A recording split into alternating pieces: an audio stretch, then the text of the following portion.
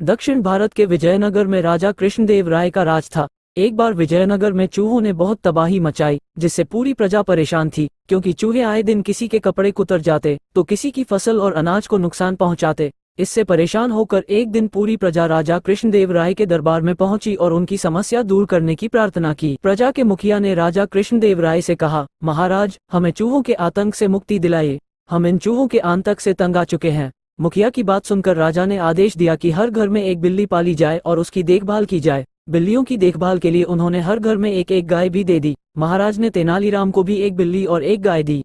बिल्लियों के आने से चूहे कुछ ही दिनों में भाग गए और गायों का दूध पीकर बिल्लियां भी मोटी हो गईं।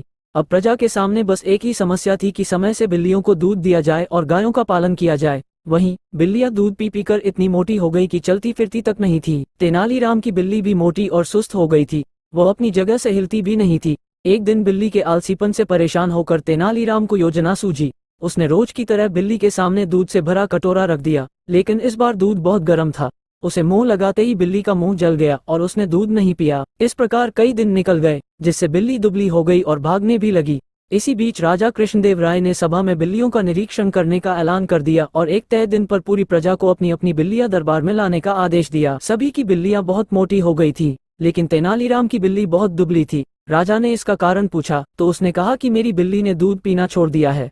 राजा ने इस बात को नहीं माना और उसने एक कटोरा दूध बिल्ली के सामने रखा। दूध को देखते ही बिल्ली भाग खड़ी हुई। इस घटना को देखकर सभी दंग रह गए। राजा ने तेनालीराम से इसका राज जानना चाहा। तब तेनालीराम ने कहा, महाराज, अगर सेवक ही आलसी हो जाए तो उसका रहना मालिक पर बोझ बन जाता है। वैसे ही इन सभी बिल्लियों के साथ भी है। मैंने अपनी बिल्ली का आलस भगाने के लिए उसे गर्म दूध दिया, जिससे उसका मुंह जल गया और वह खुद से ही अपना भोजन तलाशने लगी।